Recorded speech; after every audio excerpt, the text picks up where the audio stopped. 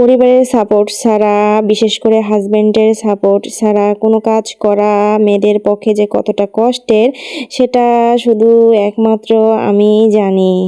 তো অনেক আপুদের দেখি যারা ইউটিউবিং করে তারা হচ্ছে পরিবারের সাপোর্ট পায় অথবা তাদের হাজবেন্ডের সাপোর্ট পায়, তারা মিলেমিশে কাজ করে, অনেক এগিয়ে গিয়েছে তারা।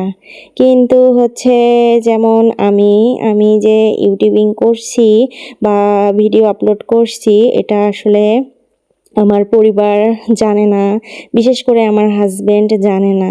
তো হাজবেন্ডকে না জানিয়ে এভাবে ভিডিও করা, সেই ভিডিও এডিট করা, ভয়েস দেওয়া যে কতটা কষ্টের সেটা শুধু আমিই জানি। অনেক কষ্ট করে চুপি চুপি ভিডিও করতে হয়। অনেক সময় তো হচ্ছে এডিট করার সময় বাথরুমে বসে এডিট করতে হয়, ভয়েসও ওইভাবে দিতে হয়। মানে অনেক কষ্ট করে আসলে ইউটিউবটা করছি। আসলে হাজবেন্ডের সাপোর্ট নেই, কিন্তু আমার খুব শখ যে না আমি ইউটিউবে ভিডিও আপলোড করব, রান্নাবান্নার ভিডিওগুলো শেয়ার করব। আমার খুব শখ, খুব ইচ্ছা। সে কারণে আসলে আশা আমার হাজবেন্ডকে বলেছিলাম, কিন্তু সে সাপোর্ট করেনি। তো তার সাহায্য ছাড়াই আমি এখানে কাজ করছি। জানি না কতটুকু সফলতা হবে, তবে মাঝে মাঝে মনে হয় যে আর করব না, ছেড়ে দিব। কারণ অনেকটা কষ্ট করতে হয়। এতটা কষ্ট করার পর যদি ভিউজ না হয়, সাবস্ক্রাইব না হয়, তাহলে আসলে মনটাই ভেঙে যায়। সেজন্য মাঝে মাঝে মনে হয় যে আর করব না, আমি ছেড়ে দিব। তো আবার ভাবি যে না, 1 বছর করি। আমি 6 মাস থেকে করছি, তো ভাবছি যে আর 6টা মাস করে দেখি কি হয়।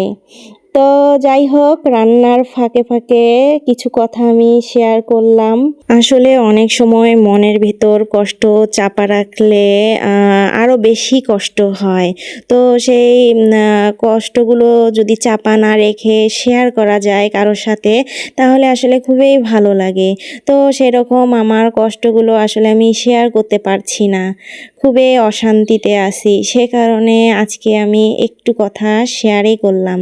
তো শেয়ার করার পর আমার আসলে ভালো লাগছে, একটু নিজেকে একটু হালকা লাগছে। তো যাই হোক, কেউ কিছু মনে করবেন না।